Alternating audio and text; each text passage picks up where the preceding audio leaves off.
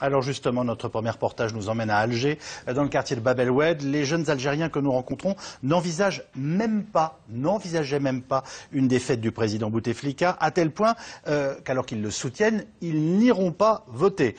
Président éternel, homme qui a construit le pays, ils évoquent les autoroutes et principalement aussi la sécurité. Bref, pour eux, quel que soit l'état de santé du président candidat, c'est Bouteflika ou le chaos. Sur place donc, Maxime Vautier et Khaled Zouak.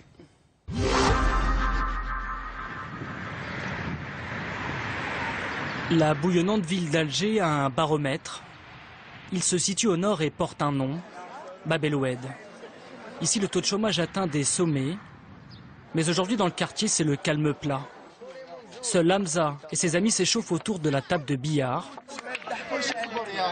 bien loin de la fronde envisagée pour la réélection de Bouteflika.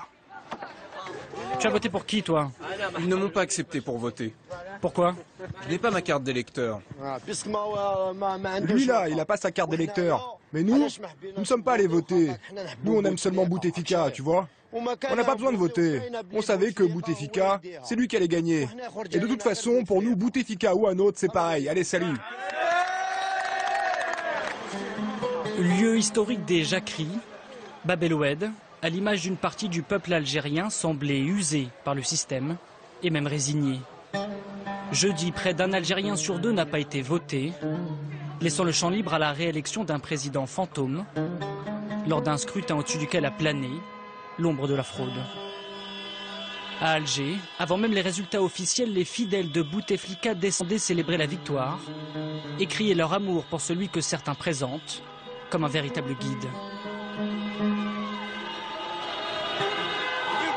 Vive Bouteflika! C'est notre président éternel à nous. Vive Bouteflika!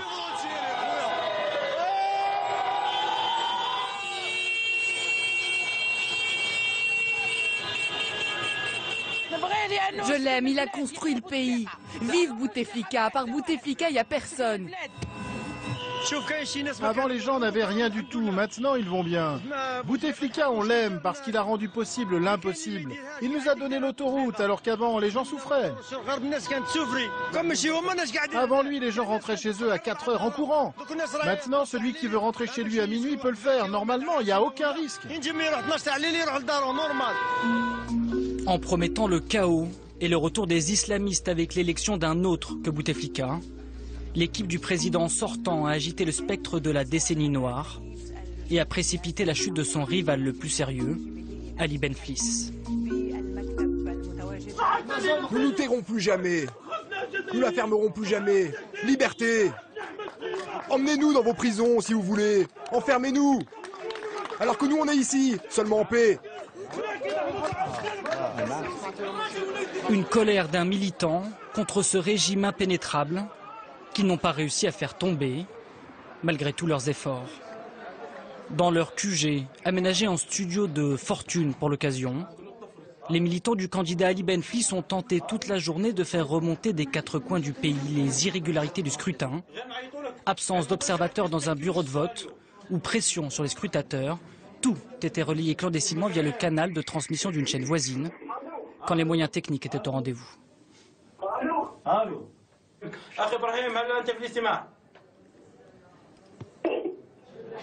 Insuffisant malgré tout pour éviter la déroute électorale annoncée d'un candidat qui se présentait comme celui de la transition démocratique.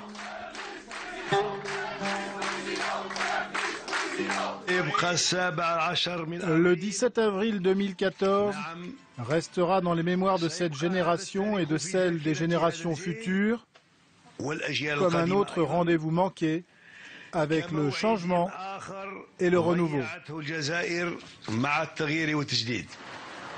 Comme en 1999, en 2004 et en 2009, l'indéboulonnable Abdelaziz Bouteflika a donc été élu dès le premier tour, avec un score de 81,5%, qualifié par la presse d'opposition de brejnevien.